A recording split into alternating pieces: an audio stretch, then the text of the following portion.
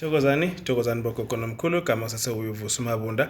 Umhlabe uMabunda umuhla kacala umuntu phela bonke abamcela igojana lamanzi uVusimuzi ovusa imizi yamanye amadoda. Namhlanje ngizovusa wakho umuzi. Umbuzo wanamhlanje bogogo nomkhulu usimple uthi, why give up when you are almost there? Why ulahla ithawula? Why ulahla ithemba so ukwenzile ebekumele ukwenze? So ufikile la mele ufike khona kodwa ngoba wena ungaboni ulahla ithawula. So umbuzo wanamhlanje uthi, ulahla kanjani ithawula so ukwenzile ebekucelwa yithonga ukuthi ulenzele khona? Ukwenzile lokho kwetiya ebecelwa yithonga, ukhanyisile ibani ebezicelwa yithonga ngokuthi ukhanyise ibani, ulenzile iladi lomntwana, uhambile wayogeza idalwa zakho, uyenzile inhlambuluko ebekumele uyenze, and then wambuyisa lo mntwana bekumele ngabe umbuyisile. Manje ke so kwenzile konke lokho, so lenzile lelo tiya lelo, why mele ulahle ithawula? Is it because sekuhambe mhlambe iviki amalanga mhlambe sekuyinyanga iphelile kodwa ugogo noma umkhulu noma umntana zange umphuphe? Cha, akusetshenzwa kanjalo ethongweni. Yabona mawenza lokhu ebekumele vele ukwenze okuthole ngeinhlola, mhlambe kwaba khona umuntu okuhlolelayo wakutshela ukuthi kumele wenze so, noma mhlambe waphupha wase wena uyenza. So ngithi mina akumelanga wena manje ulahle ithawula ngoba so ukwenzile lokho, ufikile la mele ufike khona, kodwa nje kusasenene nestep sokugcina ekumele ngabe uyasenza, mhlambe uphushe lelo bonda lelo. Ongakwenza ke ukuthi hamba uyohlola futhi ubuyele usho ukuthi ngikwenzile lokho ebengithunywe kona yithonga lami. So manje bengicela ukwazi ukuthi lezi ithunywa lezi njoba sengizenzele konke lokho engakwenza kona, then kumsebenzi uhambe kanjani. Isikhathi samathonga isikhathi seyithunywa, isikhathi sesedlozi asifani nesikhathi sethu manje la emhlabeni. Isikhathi sabo bona banayo Central African Time, bona banesikhathi sabo of which isikhathi esingasazi thina.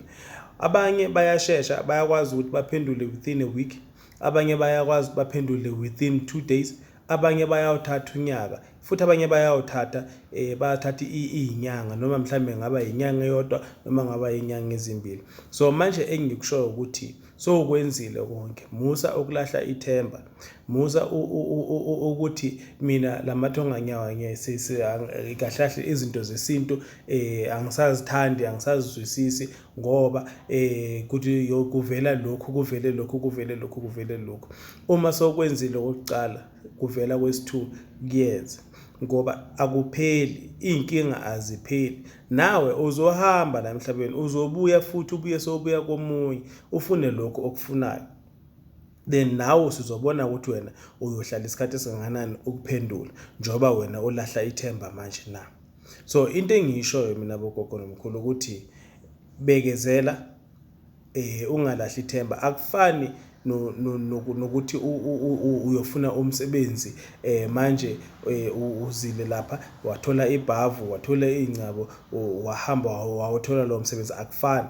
Ukwenza umsebenzi wembuzi, ukwenza umsebenzi weinkukhu, ukwenza umsebenzi wenkomo akufani nomsebenzi lo wamanje ukuthi woza ngizogeza ngikuvulele inhlanhla. Cha, akufani.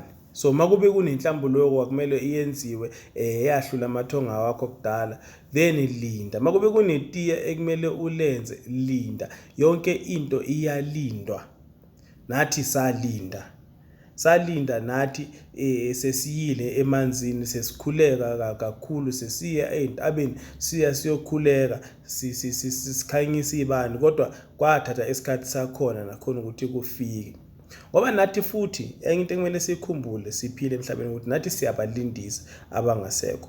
sewalindisa amathonga ethu angasekho emhlabeni ngoba wena kokucala ucala ngokwala umsebenzi, ucala ngokuhlala wena uthi mina nginamali, uthi mina ngihlala kude, la ngihlala khona akuvumelekanga ukuthi ngenze lezi zinto lezi. Lo muntu engihlala naye akazifuni lezi zinto, akafuni nokubona lezi zinto zesintu, akufuni ngisho ukuthi ngikhulume khona, ngikhulume ngakho lokho. Inkolo yami mina ayengivumeli until sobona izinto zibheda-ke manje, sebafikile manje ngendlovu iyangena, sebangena kuwe bakumosha bakuthathela yonke into yakho, then wacala wena wathi mina mangikwenze lokho. Manje-ke ngisho njalo nami ngithi linda, uzophumelela. Angeke sithi sibaningi sisonke sikhulume ngento eyodwa ekubeni kube yinto engekho. Ngeke sikhulume ngey'thunywa, sikhulume ngelithonga, sikhulume ngedlozi ekubeni kube alikho. Nathi salibona ngendlela zethu, ngendlela lezi zona ezazivela ngazo kithi. So namanje nawe linda, indlela yakho le ekumele uyihambe ngoba nathi sisahamba zethu indlela manje.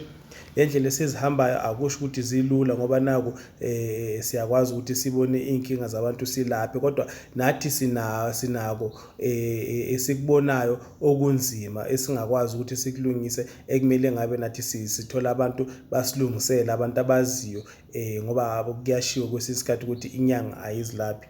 So manje-ke nawe linda, linda uzophumelela. So ufikile ekugqineni ukwenzile konke, unless makube vele awuqalanga nokuqala vele, kodwa uma ungaqalanga ngakhohlwa ngeke ubone umehluko.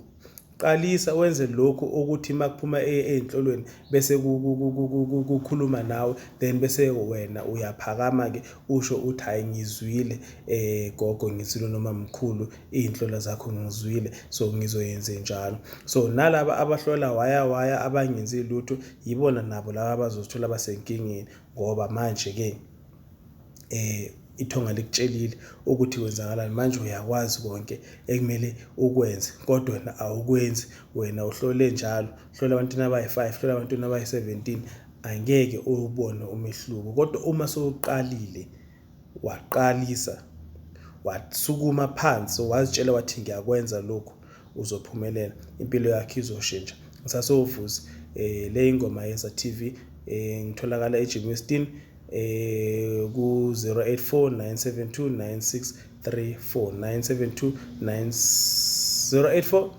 972 9634 Gemiston eGoli. Namanje ngisasho kogogo nomkhulu ngithi ngiyanithanda nonke emakhaya. Thokozani.